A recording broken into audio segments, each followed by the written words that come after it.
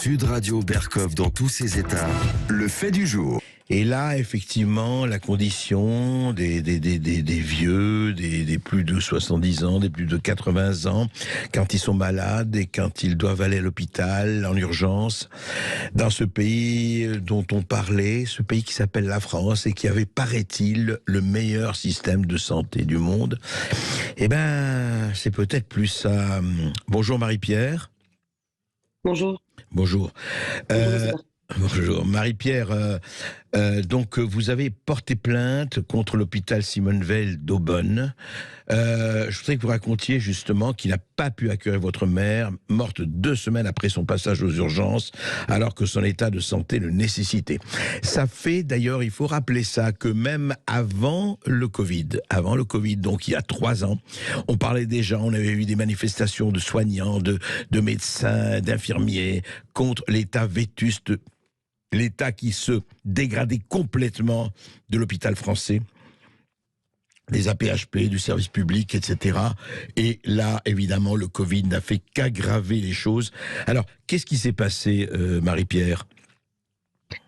Donc, ma mère était en EHPAD depuis le 13 décembre. Le 19 décembre, il y a le médecin de l'EHPAD qui est venu prendre les constantes de ma maman et elle s'est aperçue qu'elle avait 8,6 de tension et une saturation en oxygène à 92%. Et elle avait 83 ans, c'est ça, votre mère ? Tout à fait. Voilà. Tout à fait. D'accord. Et alors, elle dit, il faudrait que l'emmener à l'hôpital, c'est ça ? Voilà, exactement. Donc, l'ambulance l'a transportée aux urgences de Simone Veil. Elle est arrivée là-bas à 19h. Oui. Moi, je suis arrivée à 21h pour être auprès de ma maman. Mmh. Je l'ai trouvée dans un couloir avec sa chemise de nuit, un drap jetable sur elle et sans chaussettes.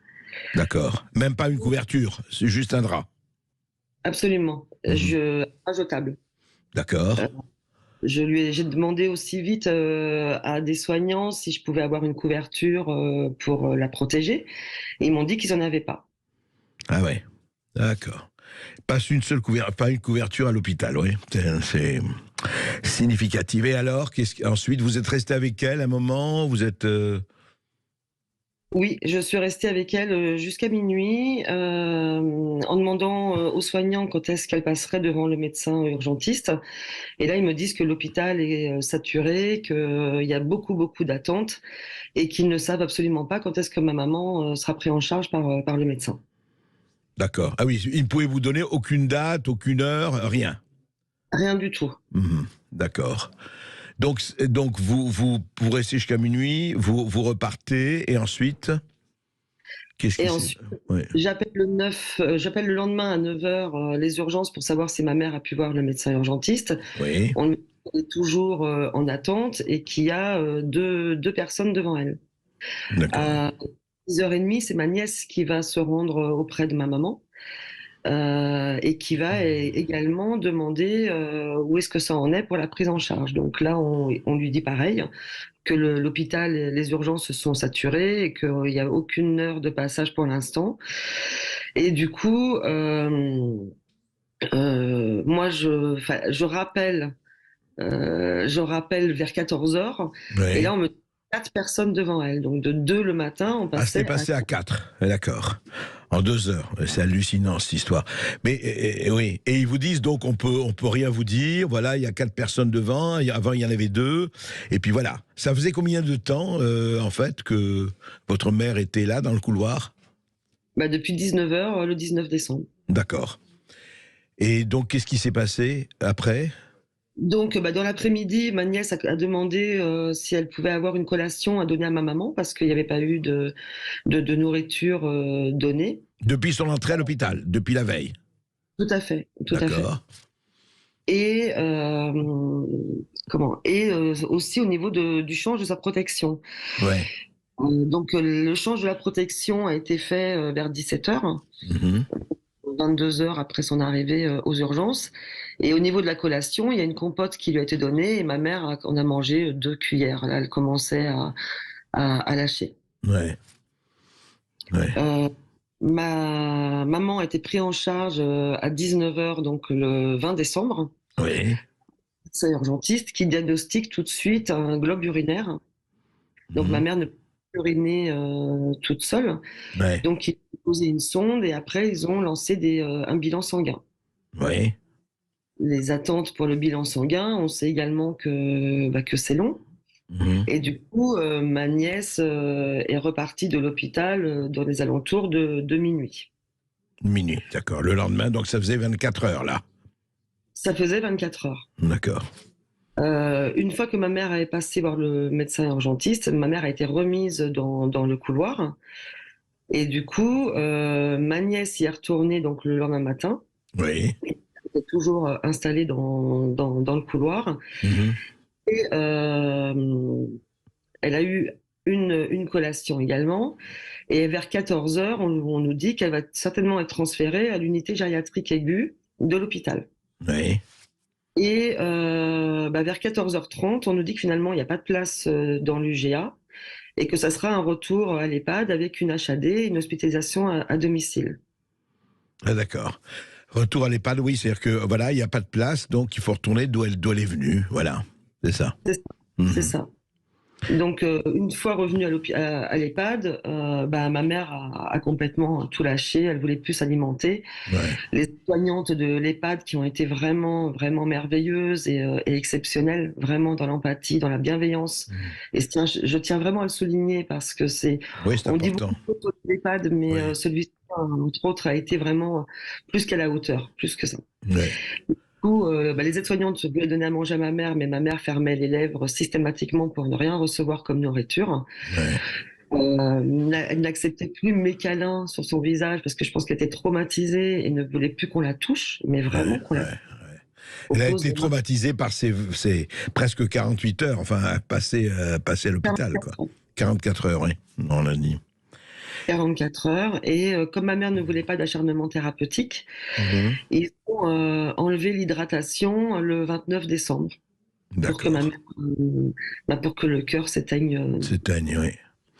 Et donc, effectivement, ce que vous dites, elle a renoncé après ce qui s'est passé, quoi, la manière dont on lui a dit, bon, voilà, venez, et puis repartez, quoi. Que cet hôpital, et puis hélas, et puis beaucoup d'autres, ne peuvent pas accueillir décemment, aujourd'hui, en 2023, des malades, quoi. C'est ça, enfin, des malades en état d'urgence.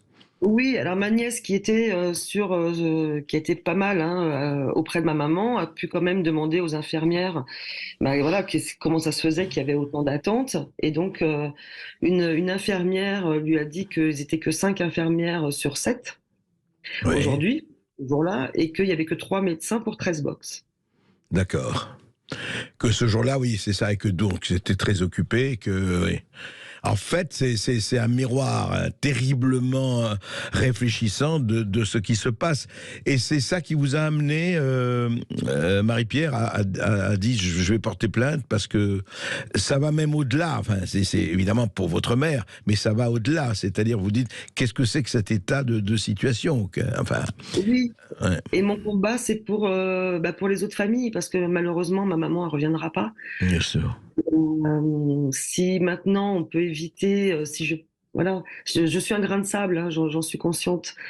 Non, Mais ces personnes, mais les grains de sable font avancer l'histoire. Vous savez, je dis ça sans exagération. Si vous le faites pas, si d'autres le font comme vous le faites, c'est ça qui fait bouger les choses. alors justement, moi depuis là que je suis assez médiatisée, j'ai eu pas mal de gens qui m'ont écrit, qui ont vécu des situations similaires et essentiellement à Simone Veil, Oui. et dont les parents sont décédés également. Donc moi, ça m'interroge énormément et j'invite vraiment ces gens-là à faire comme moi, c'est-à-dire à porter plainte pour de la négligence et puis qui va jusqu'au décès de la personne, quoi. Ouais. Et c'est parce qu'on on entend chez les urgentistes, on entend chez un certain nombre de gens, on entend. Et je voudrais savoir, est-ce que de ce point de vue, ce n'est pas le même sujet, mais m'intéresse d'avoir votre avis à vous. Après, qu'est-ce que vous pensez du fait qu'on est éloigné, que jusqu'ici, en tout cas en France, on les soignants suspendus pour non-vaccination, les soignants, infirmiers, etc., n'ont pas été réintégrés, ne sont pas réintégrés jusqu'ici. Vous en pensez quoi, vous Alors là, personnellement? c'est un autre débat, Monsieur Berkoff. Oui, Moi, je travaille dans le social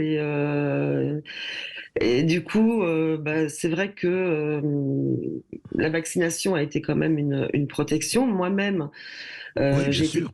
Il ne s'agit pas d'être anti-vax ou pro-vax, là, mais c'est juste sur ce sujet-là. Mais dites-moi. moi-même, j'ai été confrontée à ça, c'est-à-dire que je devais me faire vacciner Oui, si je continuais ma profession. ouais, ben oui. Et donc, vous êtes fait vacciner. Ben oui, parce que j'ai une maison sur le dos C'est et ça, par que nécessité. par nécessité. Ouais, ouais, ouais. Donc, par nécessité, parce que sinon je l'aurais pas fait. Ben oui. Non, mais c'est ça, enfin, ce sont des débats qui sont là, qui sont importants. Et puis cette tragédie montre à quel point on essaye de cacher une situation qui s'est dégradée de façon quand même dramatique. Et vous en êtes un exemple.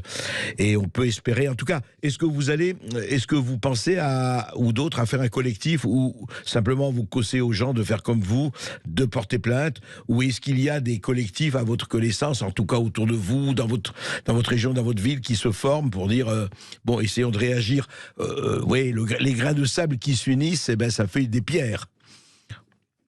Oui, alors pour les collectifs, bon, j'en suis pas là. Là, ce que j'invite vraiment les gens qui me contactent, on échange, hein, on échange beaucoup par téléphone, par Messenger, et je leur dis, il faut vraiment faire la même chose parce que si personne ne fait rien ou si je suis toute seule à mener ce combat, ça va pas servir à grand chose. C'est clair, c'est clair. Merci Et en tout cas. Oui, il oui, allez-y, Marie-Pierre. Non, je voulais. faut juste sauver nos aînés. Oui, absolument, absolument. Et c'est quoi? Et nos aînés, c'est fondamental. Quand je vois, c'est quand je voyage pas mal et quand je vois en Afrique comment on traite ces aînés, comment les aînés sont là et quand on s'en occupe mieux que soi-même, c'est quand même un sacré exemple. Merci encore et merci de votre témoignage et merci de votre combat. Merci.